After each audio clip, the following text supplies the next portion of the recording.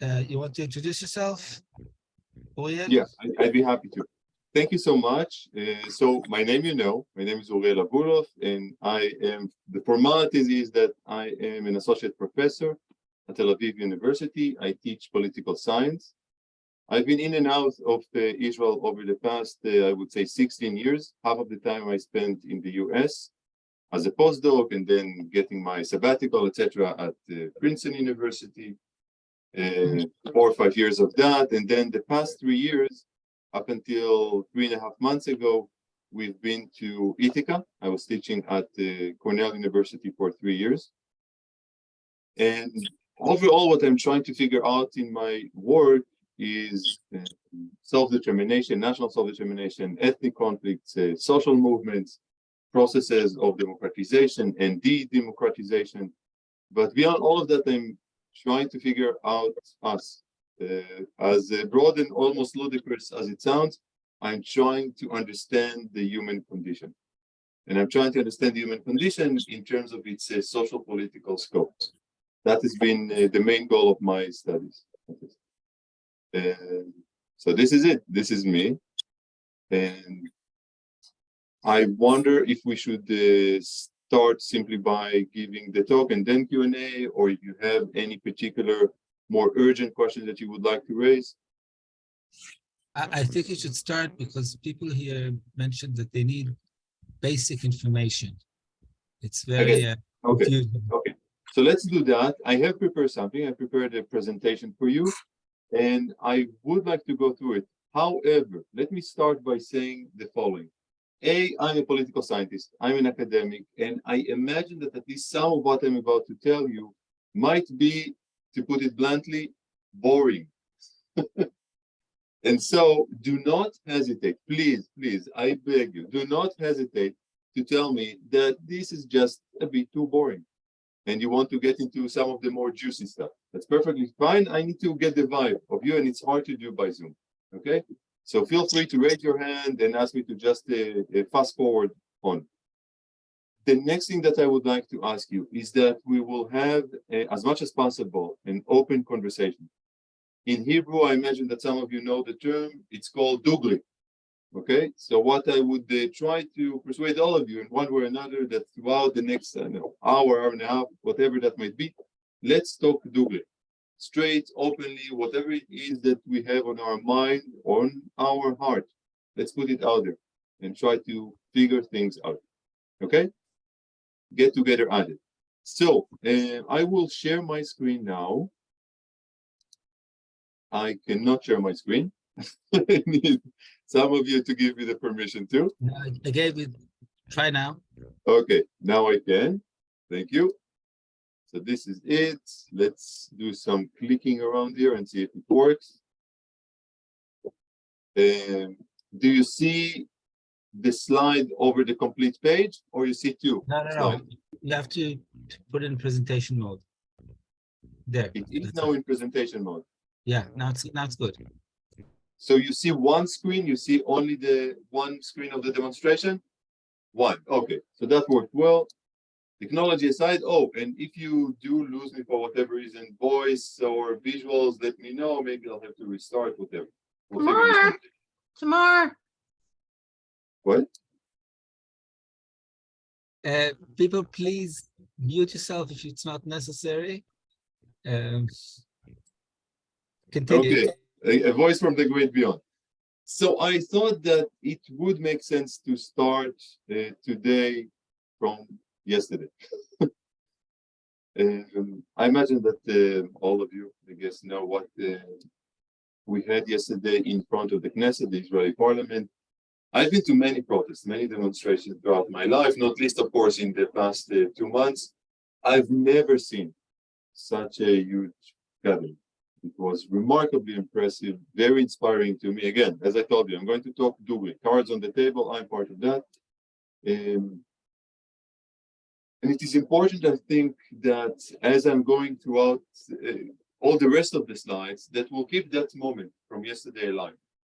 Alive in terms of what I consider to be an inspiring moment of hope, of trying to make things better, of people coming together raising their voice in the expectation that we will be able to keep Israeli democracy, something that we have been working on, the collective way, the intergenerational.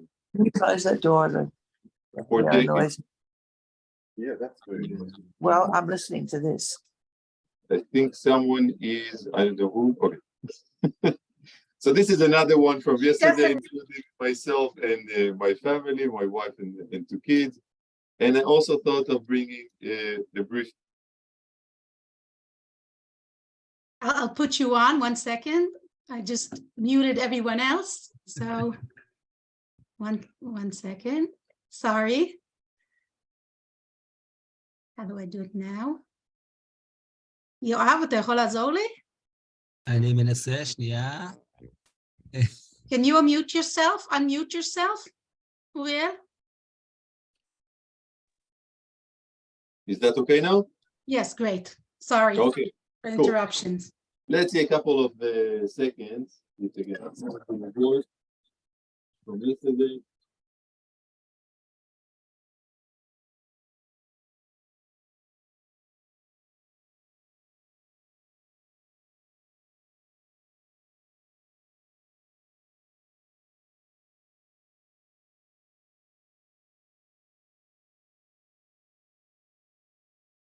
You're without sound on purposely?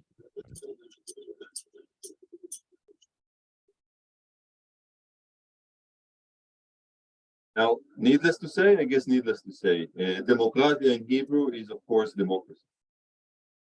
And I would like to start by speaking about the state of democracy worldwide. Okay, so that's my plan for the evening. Again, perhaps some of it is boring. I find it fascinating, but do let me know. So I would like to start with the state of democracy worldwide, and then try to figure out what we have in the description of the talk. Who needs democracy anyway? Because if we look at the current charts of democracy worldwide, it doesn't look good. It really doesn't look good. More exactly, it looks very bad. Look at what the Freedom House has reported in its last report. Okay, look at the trends. The distinction that Freedom House makes is typically between free country, not free country, that is complete authoritarian regimes, and those regimes that are in between.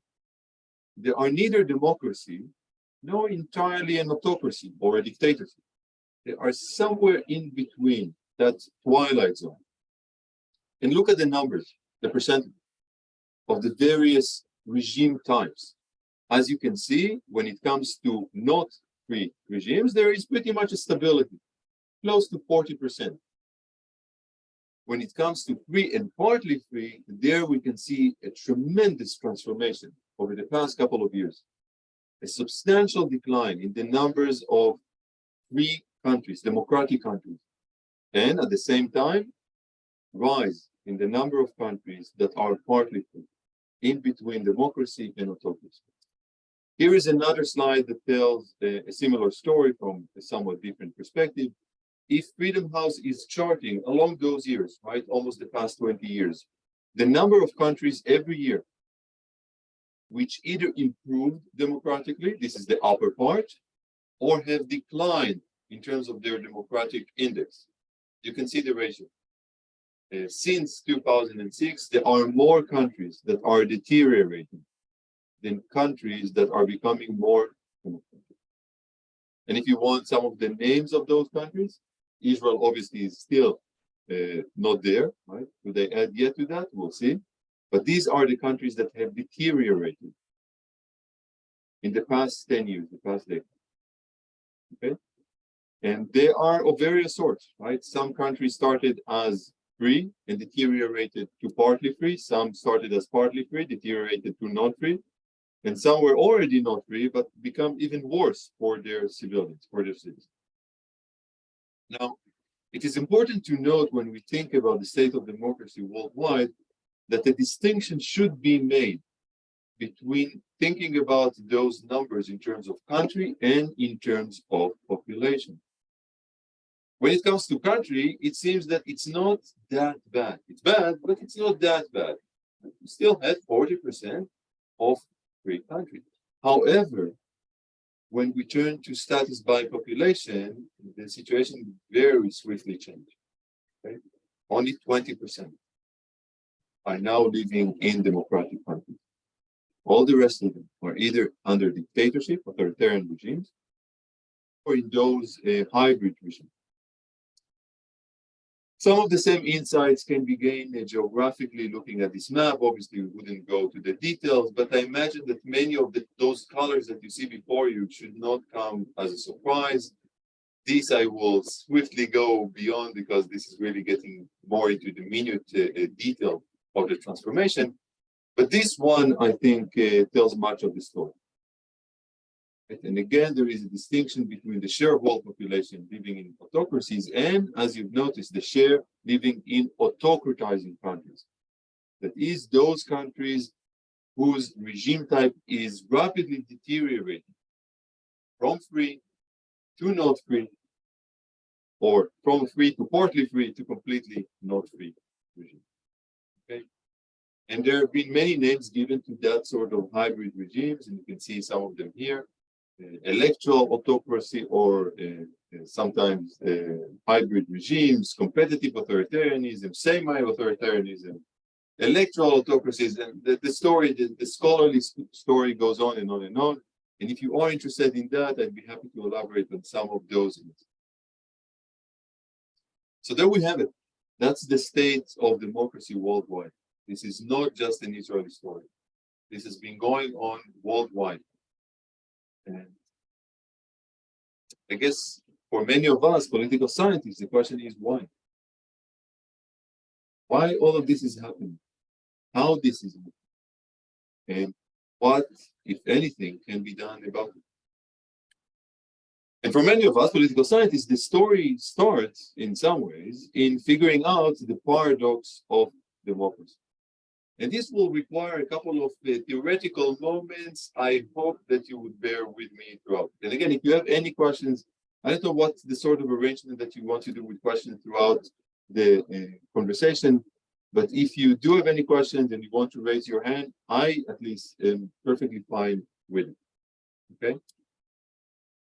So the starting point for discussion of democracy is that of sovereignty, of rulership. Right? That's the etymology of the word sovereign, rulership. I think there is no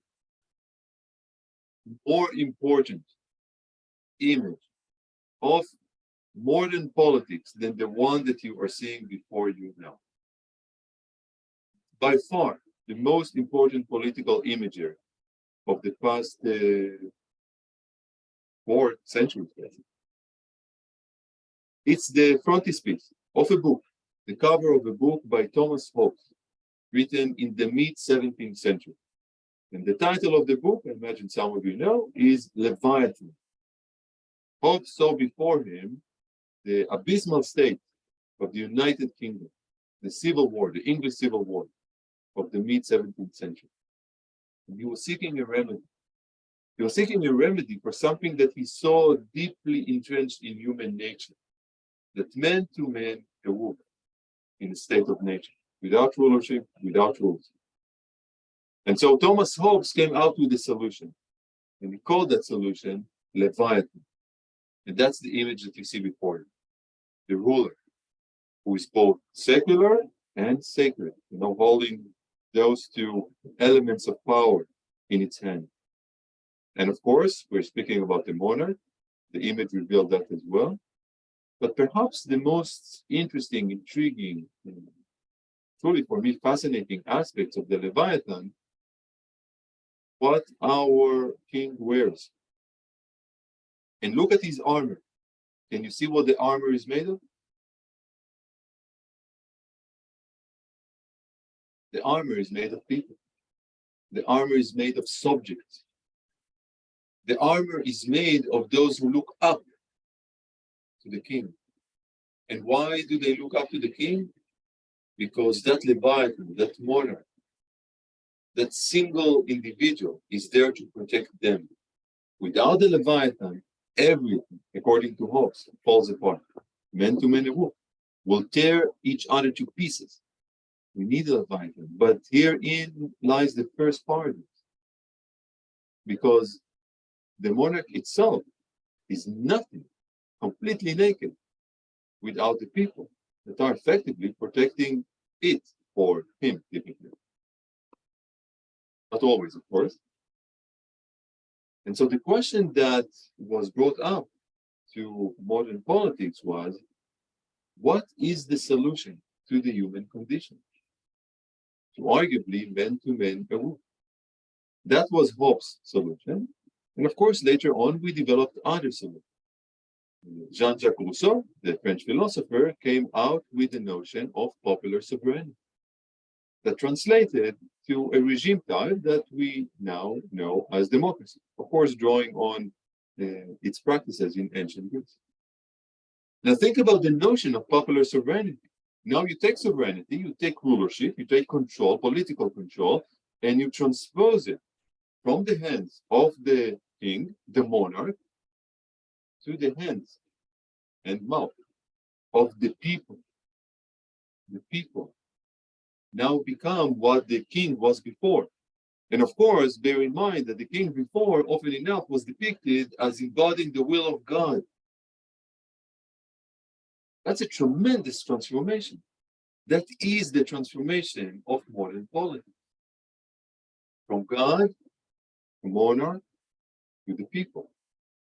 But of course, that notion, that transformation also came with a substantial price, also in terms of paradoxes. So one huge element of democracy, every democracy that proposes popular sovereignty, is the danger of majoritarianism. The reason is simply that if the people are sovereign, how can we determine the will of the people? Because in order for democracy to function, we need to know what the people want. How can we establish that? Typically, we do it in democracy by voting. And we ask the people to speak their mind, and then presumably we should follow the majority. But then the danger quickly presents itself. Well, what about those who do not belong to the majority? Can a majority, any majority, even 51%, determines whatever it wants vis-a-vis the other, the 49%. That is the challenge of majoritarianism, the notion that the majority should determine everything by itself. And much of what we see in democracies these days, liberal democracies that is these days, is an attempt to handle majoritarianism. The other challenge and semi-paradox in democracies goes to the question of direct democracy. Because presumably, if in democracy what matters is the will of the people, right? Demos is the people. They are the sovereign. Then we should always ask the person involved, the persons that comprise the people, for what they want. In a sense, establishing direct democracy, asking them every step of the way. Would you like this, that, or something else? Of course, we know that typically in democracies these days, this is hardly practiced. We have indirect democracy or representative democracy. We elect those representatives that will be making the shots for us on our behalf, presumably. And some countries do have more of that practice of referendum, such as Switzerland. Israel has never had a referendum. Israel has yet to practice, even a single time, direct democracy. And that's important to know as we move on. We're getting closer to discussing Israel. Someone asked a question, Uriel. So Okay. if you, someone raised their hands. I Who can't was see it? anyone besides you now, so they will have to speak in order for me to hear them. Jennifer, was it you who maybe she left? Yeah, wait a minute. Did you say that Israel has never dealt with a vast minority of people who are not represented by the majority view? Did I hear you say that? No, That no, is what I all- said was that in Israel, we have Alright. never practiced direct democracy. There was never a referendum held in Israel.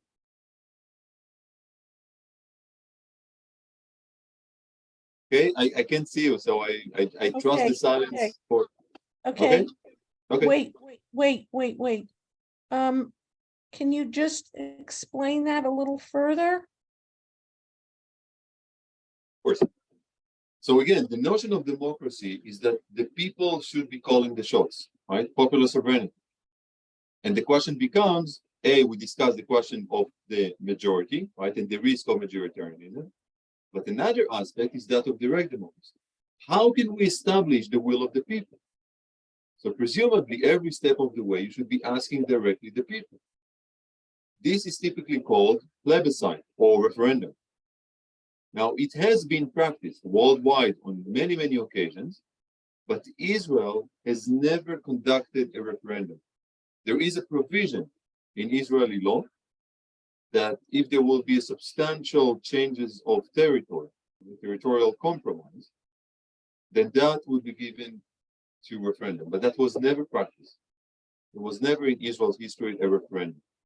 All we have had was representative democracy, indirect democracy, where we basically elect our representatives to make those choices. Okay? Okay. So, moving on to how we handle in democracy those challenges. And typically the way that we handle those is by what we refer to as checks and balances. And I imagine that most of the items in this menu are familiar. These are some of the key ways in which democracies, and specifically liberal democracies, have been trying to mitigate the potential dangers to democracy itself. Constitution, perhaps, is the most prominent one. Overwhelmingly, countries worldwide, not just democracies, but especially democracies, have constitutions. Okay? Almost all the countries in the world have established constitution. In Israel, we do not have a constitution. It goes back to the early days of establishing the state, partly due to the demand of the religious party to not have a constitution, basically regarding the Torah as the constitution of the Jewish people, and we do not have a constitution in it. But there are other means. There are other means of balances, of checks and balances worldwide, such as bicameralism, where you have election to two bodies of the legislative branch. Okay, we all know the famous distinction. We'll get into that more later. The distinction between the three main branches of government. Right, you have the government itself, right, the executive branch, you have the legislative branch, typically the parliament, and we have the judicial branch. And with bicameralism, we divide the legislative branch into two. And they check and balance each other. Also, there is a possibility of holding separate election to the executive branch, for example, for the presidency, which can then veto certain legislation. Another possibility is to have a system of federalism. Right, the federal system, where you have the all-encompassing country-level decisions, and below that, various provinces, states, what have you. Of course, we also have the possibility of holding regional elections. In a country, certain regions have separate elections going on that provides a high level of autonomy. Regional international organizations, such as the EU, the European Union, it's also very important elements in checks and balances in recent decades.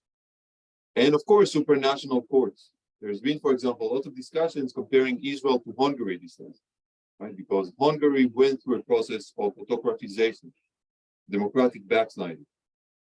We've seen that quite substantially in Hungary. But some people forget to mention the fact that in some ways, Hungary is in a better state than Israel in terms of a Hungarian citizen being able to appeal to the EU court in order to try at least and amend certain aspects that they may consider to be injustice done to them in Hungary itself, because there is a supranational court. And to those of you who are familiar with the US system, of course, it has constitution and bicameral system and separate election to the executive and federalism, all those elements of checks and balances. And all liberal countries worldwide have elements of those checks and balances. Some have 2, 3, some 4, 5, whatever. Israel has none. Israel has none. Nothing in this list transpired in Israel. We have no checks and balances from this list. There's only one check and balance, and that's the Supreme Court, especially when it sits as the Supreme Court of Justice, what is referred to in Hebrew as Bagatz, Beit Din Gavua L'Tzedek, Bagatz. That's the only check and balance that Israel has. So let's go to Israel democracy and understand why is that, and why, this of course is the main issue on the agenda, why is the judicial overhaul so revolutionary and potentially very, very dangerous. So there is a separation of branches in Israel, but there is something misleading about it. Presumably, yes, you have three branches. You have the Knesset, the parliament, the government, and the Supreme Court. However, there is hardly any separation of the power between the executive branch, the government, and the legislature, the Knesset. The reason being that there is just one vote, and it is held to the parliament. I vote for a party. And if that party enters the Knesset, right, going beyond the threshold of 3.25, so it has minimum of 4 seats in the Knesset, and it's typically either part of the coalition or part of the opposition. And once you have a coalition, Knesset has 1 and 20 members, so 61 is the minimum, typically. If you have 61 members of Knesset, you have a majority, you have an assured majority, and you form a government. The government is formed by the coalition, and the government effectively rules the coalition, effectively dictating what the coalition will be voting in favor of or against. And so in Israel, because of the way the system works, there is hardly any separation between the executive and the legislative branches. And so the only branch that has substantial independence, not complete, but substantial independence, is the judicial, the court. And especially what is being the target of the current proposal for overhaul, the Supreme Court. To try to clarify matters, so most countries, most democracies, overwhelmingly all democracies, you can is a party is a constitution, right? They have a constitution which requires a special procedure, and it resides above regular law. In Israel, as I mentioned, there is no constitution. What we have are basic laws. So because of the objection of the religious parties, there is no constitution, but there are basic laws, sort of substitution to them. And those have been adopted by regular majority. It's the usual procedure of accepting a regular law, but they do have a higher status that is akin to what, in the eyes of the court, it's pretty much akin to the status of the Israeli Declaration of Independence. Okay? It's not sacred. There is no sacredness that is attached to many constitutions worldwide, but it's of a higher status. And so, in the 1992 constitutional revolution, a name designated as such by the head of the Supreme Court at the time, following the legislation leading to two important basic laws, basically establishing human and civil rights. Then the Supreme Court, headed by Aaron Barak, said, okay, now we have a foundation, a thin one, very thin one compared to other liberal democracies, but we have a certain foundation, a legal foundation for the protection of human and civil rights. And so we have the capacity to pass criticism over the legislative and the executive branches. That was very rarely done, very rarely. Very few cases where the Supreme Court of Justice is ruled in a way that the decisions of the government or the Knesset. It happened, by the way, even before 1992. Right? Probably the most important Bagatz ever was during the 1950s. Bagatz Kol Ha'am, the voice of the people, which is a peculiar name, important one in this regard. And Bagatz basically said to the Minister of Interior Affairs, You cannot simply close a newspaper because you don't like what they print. Can't. You must not. That was the first time the Supreme Court intervened, decades before the 1992 basic laws adopted by the Knesset and what Ron Barak saw as a constitutional rule. These are overall exceptions to the rule. By and large, Bagasse is refrained from doing such things.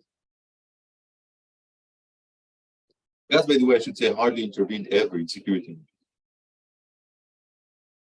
So it almost always adopted the perspective of the Israeli security apparatus. And that was one of the main shields of Israel vis-a-vis public opinion worldwide regarding the Israeli-Palestinian conflict, the ongoing occupation of the territory, etc. And all of this leads us, of course, to the overhaul of the Israeli judiciary, the judicial so-called reform that is now being put on the table. So I would like to discuss those key elements, and then we can open it up to conversation about what it means. One of the most important changes that I would like to make are to the judicial selection committee. Right now, the judges are selected by a committee that is made of politicians, judges, and lawyers. On the politicians, they are members of both the coalition and the opposition. But the overall sets before it is that ultimately the judges would be chosen by politicians alone and effectively by the coalition. So if the coalition wants a certain judge, that judge would be elected. That's not the way that it is now. Now there is a need for a majority and for agreement between the various parties. The coalition cannot simply choose a judge according to its liking and end the story. The overhaul proposes exactly that. If we, the coalition, would like to see someone at the Supreme Court, he will be elected to the Supreme Court. He will be selected to it. Second, basic laws cannot be repealed. It doesn't matter what that basic law would say. If it is a basic law, it cannot be repealed by the Supreme Court under any circumstance. Any circumstance. That is to say that the coalition can pass whatever basic law it chooses. It could be basic law, Israeli monarchy, the Israeli Leviathan. And it's a basic law. This is it. Once that basic law is passed by a coalition, 61, it cannot be repealed by the Supreme Court. And it doesn't matter what the ground is, what the potential ground for repelling. It simply cannot be repelled. Now, regular law, in theory, can be repelled. But according to the proposal, it's virtually impossible. Because it will be a complete consensus or very near complete consensus, because there are basically two proposals with some slight differences between them. Okay? It will be extremely hard for the Supreme Court to repel even a regular law. And if that were to happen, the unlikely scenario that were to happen, then the proposal also prepared the override clause. And I know that all of the series of lecture that you run, the Piskata Gabur, that's the override clause. This is simply one element in the proposal. It's far more elaborated than the override clause, where the parliament, the Knesset, would basically be able to override the Supreme Court's decision. Next, there is a call to cancel extreme unreasonableness, a certain standard that has been adopted by the Supreme Court and many other courts worldwide, where the court can say that certain decisions, especially of the executive branch, are extremely unreasonable, and so should be changed. Okay, so for example, one of the very few cases where the Supreme Court intervened was in the protection of houses in the South against the threat of the Hamas firing rockets. So Bagatz ordered the government to provide protection to those civilians. Or another concerning a mikveh, where you go to purify yourself, and Bagatz ordered a largely secular township to build a mikveh because there are religious, there is religious population there that would like to see that happening. And Bagatz say it's very reasonable that you would have that. It doesn't cost much money, and it's a service that the municipality should be providing to its religious people. Another element that will be the final one, although the program is the plan, the proposal is even more elaborated than that, is to transform the legal advisors that all the ministers have into political appointees. Okay, so these would be basically chosen by the politicians to serve their needs. There will be clear dependency between the legal advisor and the various ministers that until today were independent in terms of making their legal advisors, and the politicians who are obviously heading their various ministries. This is by and large the matrix of the plan as it has been proposed, put on the table. We can speak about the motivations for the plan. We can speak about the reasons that so many people object to the plan. We can discuss, if you would like, the proposal of the President of Israel to reach some sort of accommodation. We can discuss the dangers that may lie ahead, whether it is a constitutional crisis or a potential civil war. We can compare it to more other cases worldwide. We discussed very briefly the case of Hungary. We can mention Poland. I think that the case of Iran is very important as well. I'm not sure that we are that far from 1979 in terms of what happened in Iran. Well, there's a question in the chat. Yeah. So this is the time and for I would like Q&A. to also add a question. What all these seifim, these parts of the form, what is the significance of them? Why are they so problematic in your eyes? And there's also Tzipi asked a question too. So I guess first I will answer your question. Look, there was an interesting moment, interview that Rothman, Levin and Rothman are the two people who are pushing forwards with this plan. He was asked by the journalist Ilana Dayan.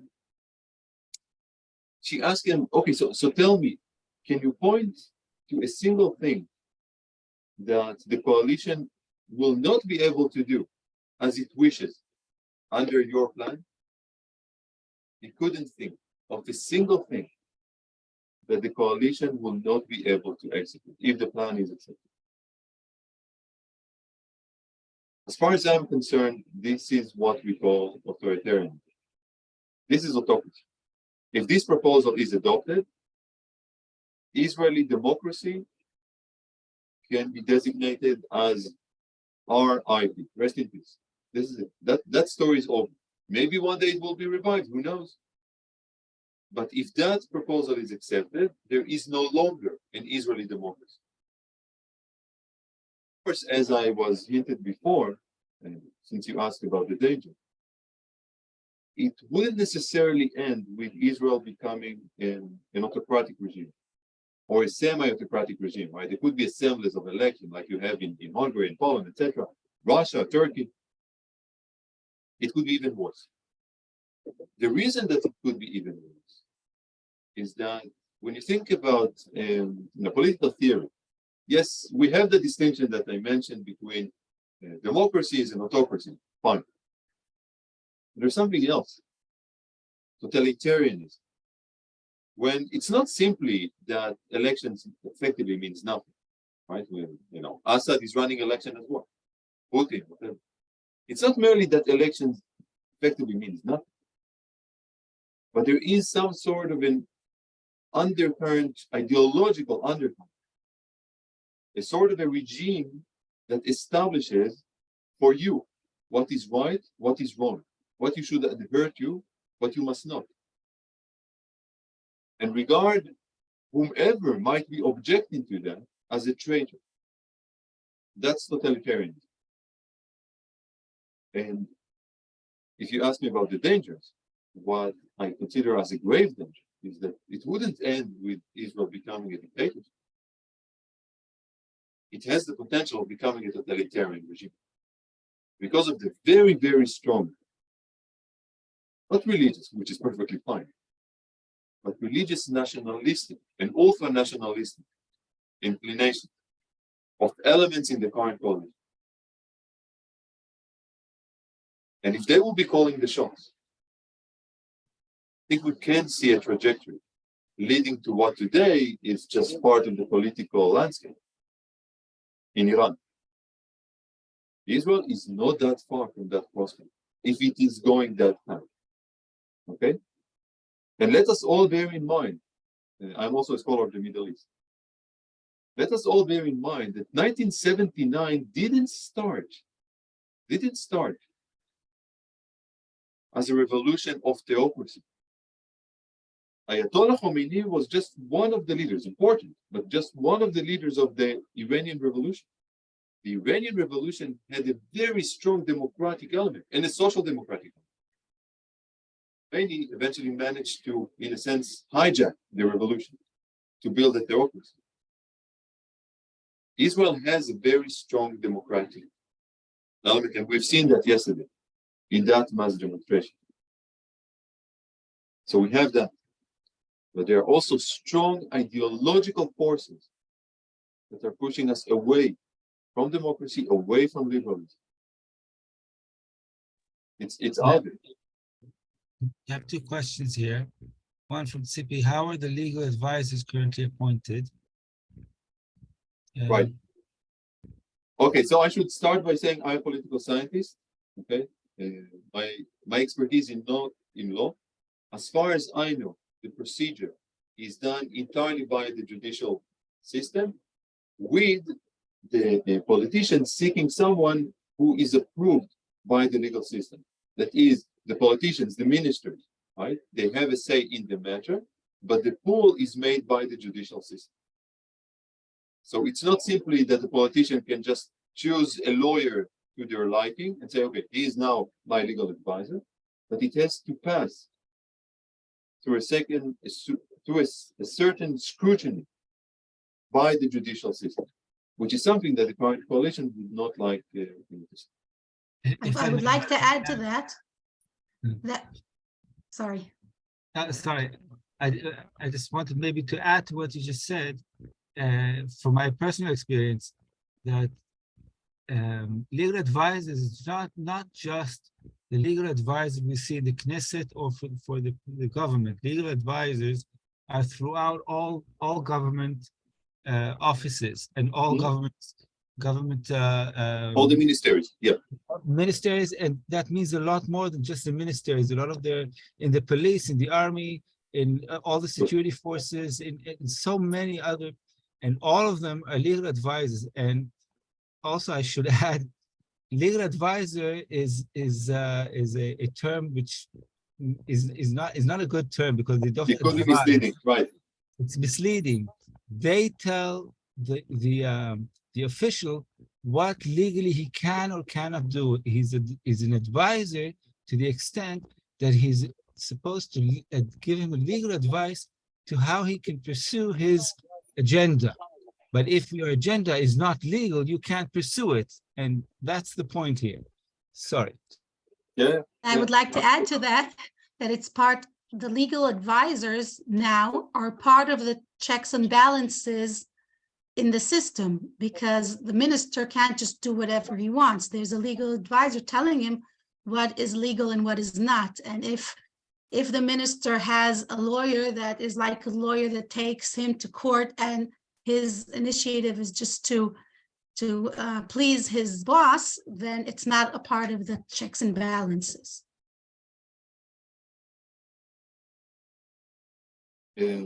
There's another question, right, from the third. is there, this is from Fern, is there a way you can see to derail this before it goes too far to reverse? The answer is obviously yes, right?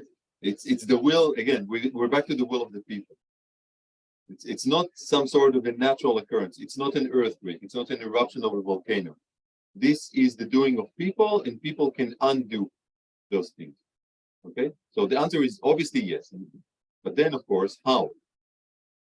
Now, one way that this may happen is that the coalition, key members of the coalition, will change their mind about what they're doing. Now, presumably, let's bear this in mind, they have no occasion to, because they have a very clear majority, 64 seats in the Knesset. They can effectively pass whatever law they wish. Okay, they can do that. They have the capacity in the legislative branch, in the Knesset. So that's a possibility out there. What might persuade them to heed the concerns of the many Israelis like myself, who see that as basically obliterating Israeli democracy? Of course, many forms of protest, not just going to a demonstration. That's one element. And pressure from other key actors, we would call it in social sciences, key actors, such as, the president. What he said was an potentially important element in putting on that pressure. Another president, such as the US president, provided, that too might have an impact on the Israeli government. There are other forces that might push the current coalition to either relinquish that plan or at least substantially compromise as to not compromise Israeli democracy. Perhaps American Jews can put substantial pressure on the current coalition. I've hardly heard voices coming from the US, from among the Jewish people, which I think is really unfortunate. I think that would have been an important factor in changing. So all of these can potentially lead to reversing course, but see the facts as they are. Currently, the coalition doesn't really need to pay attention to any of that because it has the majority. And so if they decide to push ahead with this plan, we will be likely, not necessarily, but we would likely be facing something that Israel has never known before, which is referred to in the literature as a constitutional crisis. The constitutional crisis basically means that the Supreme Court is saying one thing and the government is saying another. And when you face a constitutional crisis, the next question is a horrible one. The next question is, what would the people wearing uniform do? The army and the police. And I don't know.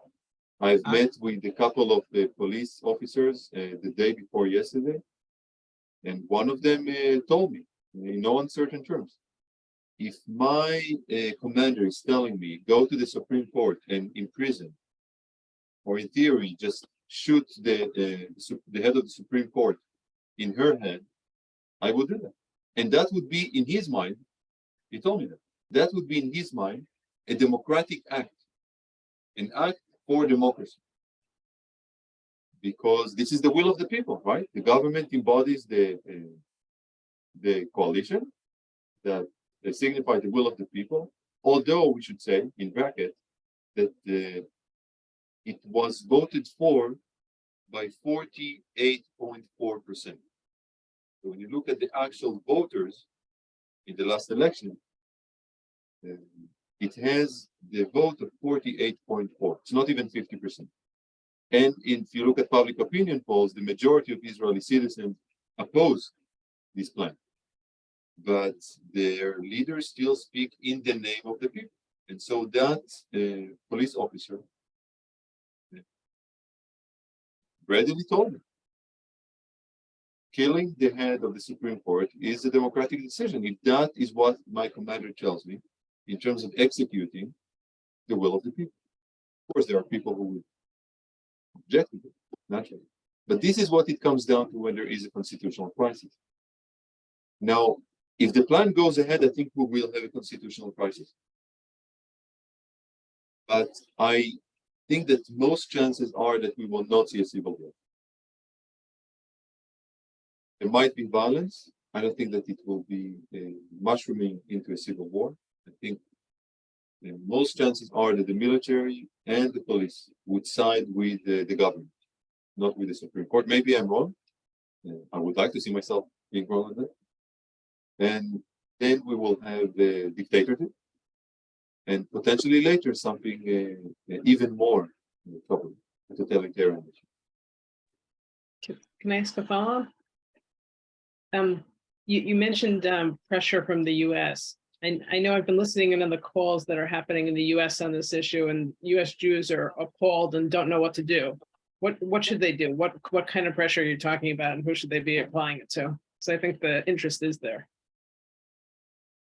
There are so many routes to do that, and I imagine those of you who are coming from there or are joining the Zoom from there, they should know even more about it than I do.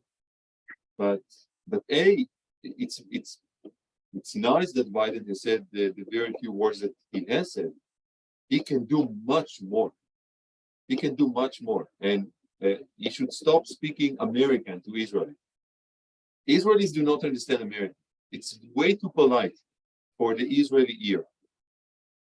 You want to get to the hearts and minds of Israelis, speak Israel. You can add a couple of Hebrew words, but the important part is it's to be as blunt as possible. Put it on the table. Okay, so that's one element. That's the administration, and not just, of course, the president is the most important one, naturally, but every element of the U.S. administration and government, the Congress, the Senate, everyone. Media is hugely important. And I'm not talking just about traditional media, New York Times, they're already suspected. I'm talking about social media. I'm talking about affecting those who are, the so-called influencers. I know that this is not our generation, but this is the generation that is doing a lot of that commotion now. Influencers, you should in one way or another try to get it. The big influencers are not in Israel, they're in the US. Have an impact on them, so they will be able to make a huge impact everywhere. Because Israel has become Americanized in terms of its culture in many ways. This could have substantial leverage. Beyond that, again, putting it on the table, money. Persuade whoever it is, whoever old, funding that can allow those organizations that support democracy in Israel to fight. This is the time. A couple of days, a couple of weeks later might be too late. This is now on the table. But money goes both ways. Imagine that at least some of you know that the key organization behind the plan is the Kohelet Forum, which I, by the way, consider to be a complete abomination that they're using the word Kohelet, Ecclesiastes, in order to justify what they are doing. But in any case, they are funded overwhelmingly by very, very, I don't remember the name of those dudes, but by very wealthy American Jews. Where is the pressure on them? I mean, I would expect thousands, 10,000s of American Jews going to demonstrate in front of whatever sort of, huge mansion they have there. Near Las Vegas, I think, or wherever, I don't know. Where are those demonstrations? This is what should be happening now, okay? While there are demonstrations in front of the Knesset, American Jews should be demonstrating in front of the White House, the Congress, and in front of those wealthy Jews that are basically funding this coalition. Look, many members of the current coalition would not even dream of going through that path. That for them would have been an abomination. Why have they done it? Partly because this is the personal business of Netanyahu, getting away from his legal affairs, and partly because of the money. There are huge sums of money that are being poured into this thing. And that can be stopped, obviously, potentially with a lot of pressure.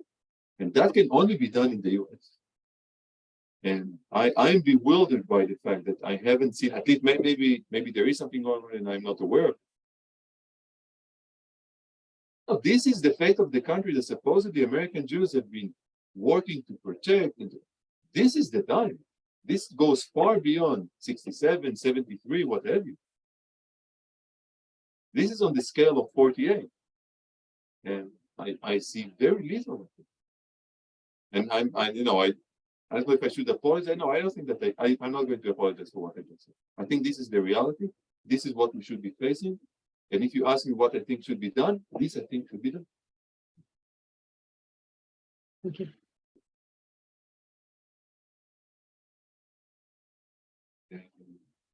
Oh, to say something about the heritage split.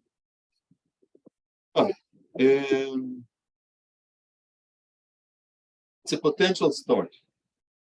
It's a potential. I believe that there are changes. There is no, I don't think that there's anything sacred about the Israeli judicial system. There are things that should be repaired.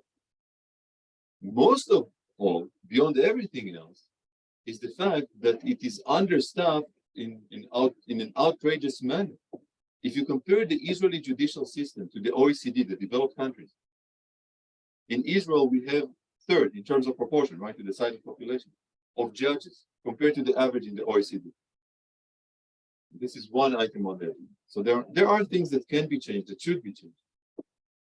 But certainly the first move would be, in accepting the president's plan, would be to freeze all legislation. Currently, at least, the coalition is unwilling to do so, at least not formally. So maybe that is going to happen way down the line. I don't know. So that's the first move that must be made, to freeze all legislation. And then, yes, there are elements there that I think are certainly worth considering, but it should be done wisely. Okay. So, for example, do we allow a situation where a basic law cannot be repealed? That basic law can basically state whatever. For example, a basic law can say that, which is, by the way, a proposal by one of the parties, that in buses in Israel, women should be sitting in the back. Basic law, the status of women. And it can stay there. So that can pass, and the judicial would have, and suppose that it passes with 61, even 70, even 80 members of Knesset saying that. So that's fine. This is it. Imagine that we should consider everything if there is an actual discussion, open discussion being made. And look, in some ways, I said that there is nothing sacred in the judicial system. I would readily extend that to democracy itself. I think that democracy is sacred. You know, if the majority of people in Israel don't want to have democracy, then you can force democracy on the people. The end saying, though, is that right now that's not the case. Right now, the majority of Israeli citizens do oppose this proposal. And certainly those of them who are aware of the details. Look, at the end of that demonstration yesterday, I went about and I met with my son a couple of ultra-religious. We're just standing there, and the guy there told me, I was curious. I wanted to know what people here think. And we got into a fascinating conversation. And, just looking at each other at eyes level.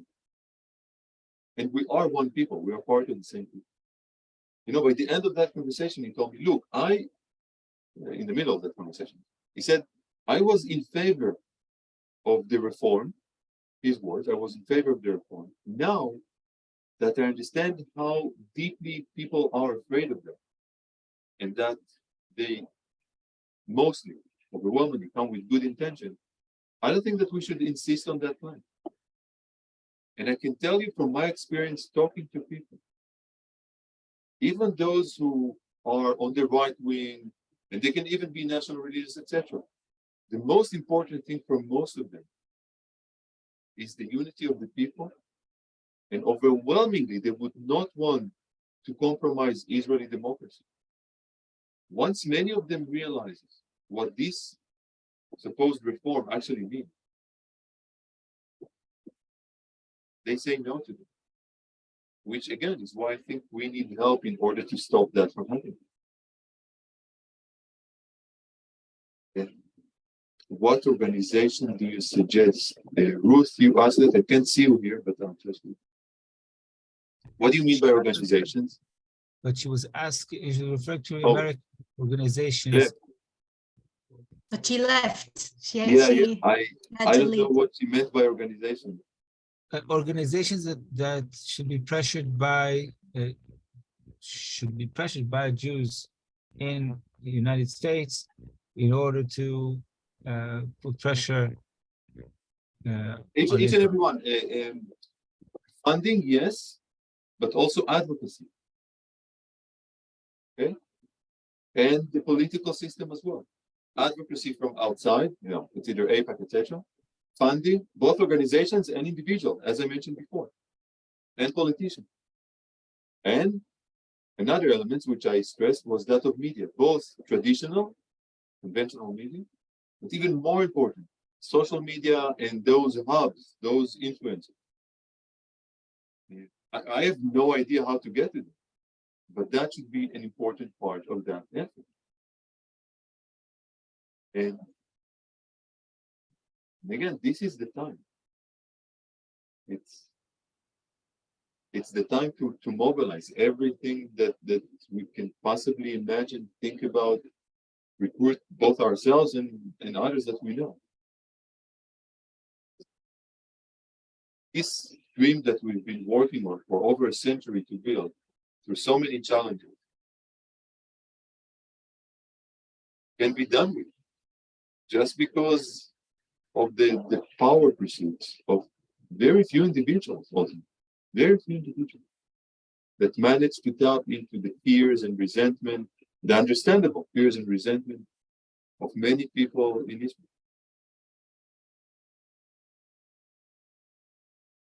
And I still think that we can change that course. And that was, I think, the great message from yesterday. That there are people who are willing to make an effort to change things. Yeah. The task now is to help each other. Hope. That's right. Somebody asked you about who's funding Kohelet. I might have a partial answer for that, but maybe you should go first to the second question, then I'll answer afterwards. Right. As of today, the demonstrations are not getting us anywhere. What else can we do? The coalition has the power to do whatever it wants. Right? Absolutely. Right? I wouldn't say the first. I mean, I don't think that it's getting us anywhere. I think it's hugely important. It's hugely important in order to make a clear say, in order to demonstrate, precisely that, to demonstrate that when we speak of democracy as the sovereignty of the people, then it's far from clear that the will of the people is to have that judicial overthrow. Bear in mind that very few are demonstrating for the proposed plan. So that, I think, is very, very, very important. But beyond that, everything else that I mentioned, and many other things that we can think of in order to make good things happen. In my capacity as an academic, so we initiate, for example, an academic course. We'll start teaching next semester at Tel Aviv University. Hopefully, we can make it sort of an inter-university, inter-campus effort, and maybe open that to the general public. I'm trying to open. There is a website that I'm working on opening with other academics that will provide a lot of information about what's going on. And it's hard to I, for example, I struggle to find people who would help build the website. Because I'm not part of the high-tech industry, so I don't know those people. I'm trying to find them. It's a hard task. So things like that, we're trying to make things happen. In terms of funding equality in the US, I can try. If you want to take a minute off, I can find the names for you. but it can be fairly easily found through a couple of articles published in Haaretz. I imagine it was also translated to English about the Kohelet organization. Okay, so if you Google Haaretz, Kohelet, funding, etc., I imagine that you would rather quickly, it will take you 2 or 3 minutes, but you will find some long, lengthy articles and the names of those I can help you here. millionaires. I've got Again? one of these articles in front of me, okay, from the marker. And they're mentioning, first of all, it should be said that Kohelet officially is trying, it says that they're not disclosing the contributors from the states because they want to be private. So all these contributions are coming through buffer NGOs from the states and in Israel. So there's no official way to know who they are, but there's Here are the names. what? Here A are lot- the names. There are names. Now, there's the Hope Fund Foundation, which is one of the major ones. Just a minute. So Jeffrey Yass and Right. Arthur Dunchip. I don't know if I'm pronouncing it right, but And the late Zalman Bernstein and his foundations. But as I said, there've been quite a few articles about it, and most the information is known. It's just a matter of actually doing something with it. I mean, I honestly, I couldn't figure out how until today. I mean, I know that the overwhelming majority of American Jews are liberal. I imagine that they are appalled by what's going on. I imagine that many of them are very concerned. What I understood, I'm not sure I know a lot about it, but that many of the contributors to Kohelet don't even know that their money goes there, and that is what is that money is doing to Israel. I mean, then they they think are they are under. just contributing to a nice fund in Israel, which is not supposed to be even affiliated politically, but actually it is. Look, it's a sort of an interesting thing. These two guys are libertarians. I mean, libertarianism, there are various modes of that, but certain very clear elements of the current coalition do not sit well with their ideology as well, which is troubling in another respect, right? It's a sort of taking Ayn Rand to the far extreme. But never mind all of that ideological element. There are some serious misfits here. But more importantly, there is potential public pressure. I mean, I would like to see all those American Jews influencers speaking about those two guys, the Jeffrey Yass and Arthur Dachnik, in their, I don't know, Instagram, TikTok, whatever people are using.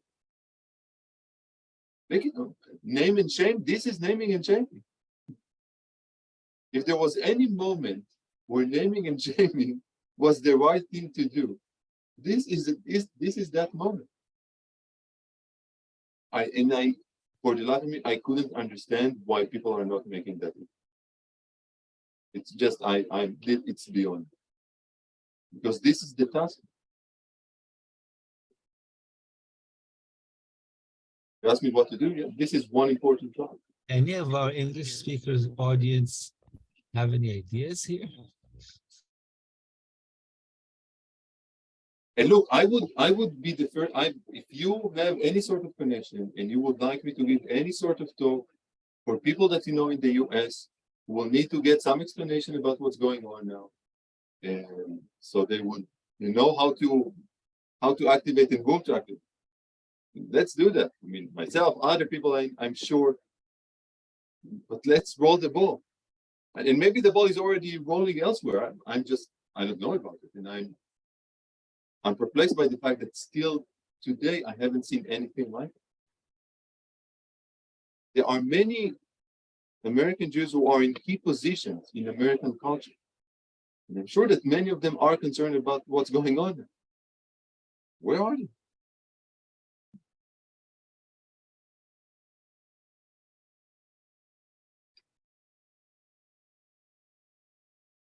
יואב, לא שומעים אותך. I said there's another question. I think that we'll have another 6 minutes or so. What is position of World Zionist Organization? Just a minute. What do they say? What does National Council of Young Israel say? What does Hadassah International say? National Council of Jewish Women say? Naming and shaming, not a dialogue, just saying. I haven't seen that, but what's the gist of that? Because I can't read that. I don't see that in the chat. Maybe it was sent just to you. I don't know. No, it was just sent beforehand, and the other messages came in afterwards. Okay. But maybe the one who asked can ask. Jennifer?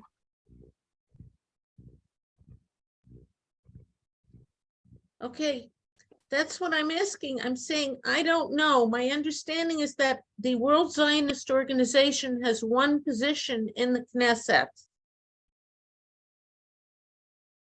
WZO has one seat in the Knesset. Nope. No. There is no No? such thing. No. It's an interesting idea. But no.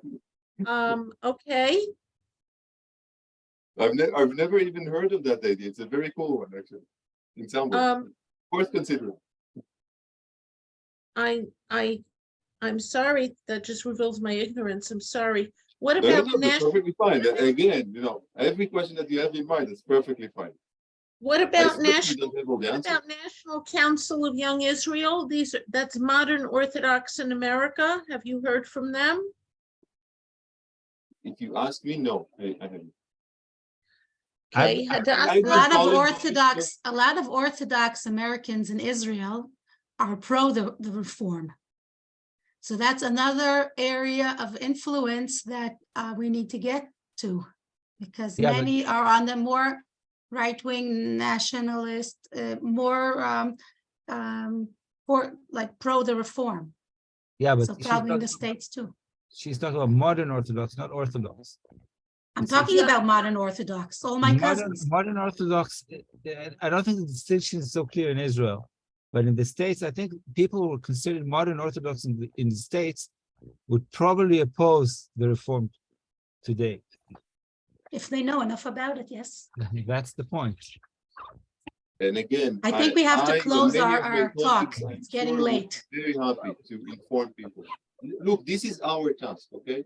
I consider myself, and I imagine that many of my colleagues in the academia consider themselves as soldiers in this effort. Hopefully nothing will be violent, but we are soldiers in this effort. Recruit us, okay? If you want us to explain to people, we would be happy to. I would be happy to. I'll speak on my view. I will be happy to. But we need this sort of network that would lead to the people that need to be informed. We can inform them and suggest some pathways that they can walk on and work on, the way that I've done just now. Let's just do it. And again, there is no moment to waste here. This is the sort of stuff that should happen now in every sort of possible venue that we might be able to explore. Hillary wrote a number of someone that she would like to let you meet. So write down her number, his number, okay, in the chat. I think we have to close off. Yoav, you want to? Hannah, just send me the details after that. If you want me to, you have my email, you have my email. I have, but I don't have, okay, so Hillary, I'll put my phone number too. I think the most important thing right now, and to close the session and with what we started with, I think we do need to open an English-speaking WhatsApp group and to continue this conversation to practical, into practice, and see how we get on. So once we'll do that, then hopefully, if all of you fill in the forms, and we'll have your contact information, and we'll start with this group and continue onwards. I'm putting down my number too. Okay, and Hannah, you have mine. You can obviously add me. Yeah. So my Hillary, number and Hillary, can you hear us? Just make sure you got Hannah's number. I have her we'll number. Somehow convey the information. I have a number. Thank you. But Okay. honestly, I feel that this is something that, right now we're the English speakers that came onto this lecture, but we're hundreds, thousands of English speakers who are involved in the other groups because we speak Hebrew. It's just sometimes it's nice to listen to something in English. Yeah, And but we have to activate. So if it's USA jury or South African jury, Australian jury, I think we need to take an active stand to do that because pressure from outside is important. can you take the responsibility here to start it? Start what? Well, let's start rolling. We have, I'm willing to talk to the person that I mentioned. Yes, he's just come back. What and about mobilizing these English speaker people? We're mobilizing into an English speaking fist. I don't know if we need another list, quite honestly. Serious. I mean, the number of WhatsApp that we get in a day, it's just too much. I don't think, small amounts of reading Hebrew, I think we can all cope with that, most of us. Okay. No, but the But- question is if you'd like to have a small group of English speakers thinking how to activate English-speaking Jews here in Israel and abroad, if it's something that you would like to be together with, or each one will work on its own No, I path. just think our big group should be working on it, not specifically. I see Uri Regev, I don't know if he's still there, but Uri certainly has umpteen contacts. I don't know if he's there or not. Yeah, he's here. Yes, I am. So Uri, what do you say? I don't know. I think that the American Jewish community is slow in waking up. I think it's odd that 11 Nobel Prize laureates and former chief economists of the International Monetary Fund and the World Bank have taken upon themselves to come out in strong condemnation or criticism of the initiative, but the leadership of the Jewish community is ambivalent at best. So Because they don't want to interfere, or because they not necessarily Because they because they're don't part want of to the rock the Orthodox world. boat. They don't want to rock the boat. Well, they need to here. I agree with Because you. the boat is sinking. If they continue to not want to rock the boat. I agree. Yeah. The Uri, key, you've got a lot of influence. I think you need to use it. I wish I did. But I have to say, if I might, one of the issues when you're asking for North Americans or South Africans, Canadians, Americans, is the number of times that when I was there, we were told to butt out. I mean, we don't. If By you're who sitting in were the you United told to butt States, out? if you're sitting in the United States and you're By not who? sending your children to the army and you're not living here, Israelis say, we're running our own business here. You're not here. Who are you to say? So yes, I think in the back rooms, there's pressure. I mean, the people that are funding Netanyahu and all his minions. But I wouldn't have. I think to wouldn't have expect butted- that the American population can have an influence. I mean, even the economists, the bankers, the people here in Israel, this coalition is not listening to anybody. They're not listening to those Nobel laureates. They're not listening to their own economists. They're not listening to their own head of their own, Bank of Israel. I don't- agree with you. The chances of success here are far from looking good. That is very true. But the question that we have to ask ourselves now is to what extent we still, in one way or another, hold on to the title of the national anthem. Do we hold on to hope or not? And as long as we do, I think we should explore every possible path. And if they are telling you should bat out, you can tell them just, no, I'm not going to. And just go Now's ahead. not the and do time. whatever. Let me just, I wouldn't have, I wouldn't have pushed myself into this conversation had it not really zoomed on issues that I've been concerned about and involved with for many years. When you say that you were told to butt out, this mindset is representative of two groups of people. First of all, Israeli politicians not only would tell you to butt out, but basically some of them have already accused the activists of undermining Israel's interests and hurting Israel. So one group of people will tell you to butt out because they don't want you to interfere with their ability to push for something which is totally contradicting your value sets and the way that you envisage, where Israel should be going. In America, there is a mixture. Some people feel that Israelis are not interested in their views and don't want them to participate or to attempt to change Israel's policies.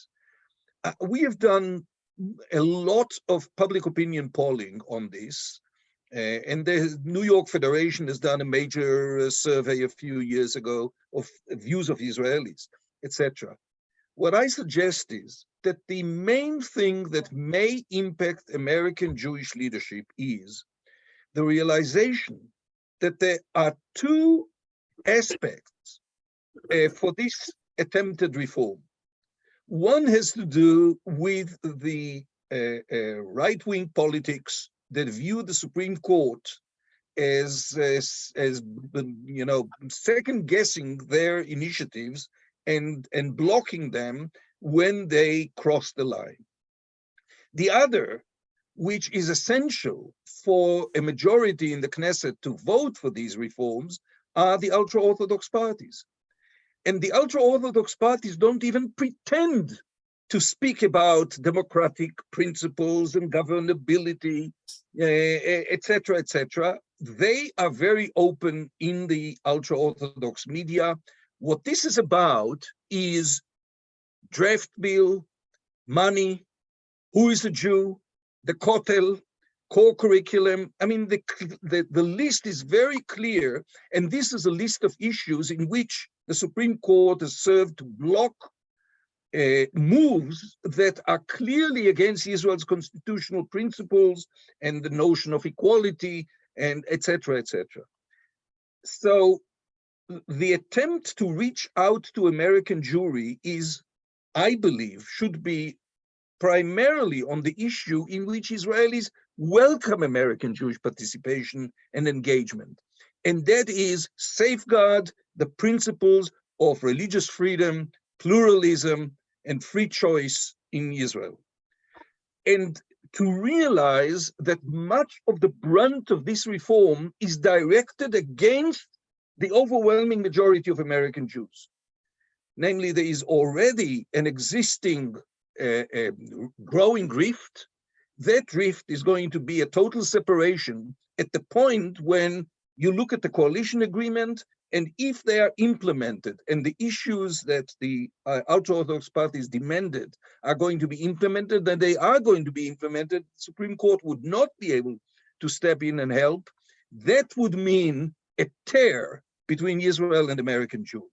So my thinking is that we are speaking and acting out of limited understanding of what may resonate with American Jews and what may motivate them, mobilize them into further involvement and further aligning with the the groups that are represented by Shomrim al Abait. Since it's getting late and we have to somehow close the session, I think we just started something that's, to me, very interesting and very practical, in fact. I just wonder if there's any way we can continue the discussion in order to see if there are any implications here, just before we close off. Uri, I don't know. Can you can you say a few words about who you are and what's? Actually, I wrote a couple of op-eds in the Jerusalem Post about this. I had an organization called Chidush, Lechofesh Dat V'Shivyon, Freedom Chidush, which is the acronym of Chofesh Dat V'Shivyon, for religious freedom and equality. I'm an attorney, and I'm a Reform rabbi, but not active these days in the Reform movement. The organization that I'm heading has an American sort of branch, which is unique in the sense that it has Orthodox, conservative, Reform, Reconstructionist, renewal, and unaffiliated, and people on the right and people on the left, because across political lines and across religious lines, you find support for the core values of the Declaration of Independence, ensuring freedom of religion and equality. One of the things, just one more word, one of the things that we need to understand is a blocking stone. In Israel, as you may all know, and Professor Abulof probably knows better than all of us, when you ask people how they place themselves politically, about 65% place themselves on the right of center politically. About 15% only place themselves on the left of center. But when you ask about the religious division and people's views on issues of religion and state, what you realize it's the reverse of that breakdown.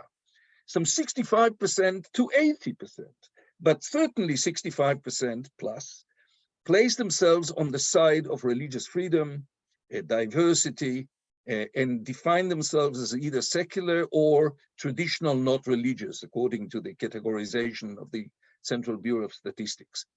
Only about 30% place themselves on the side of the demands of the religious parties, etc., or what is called the status quo.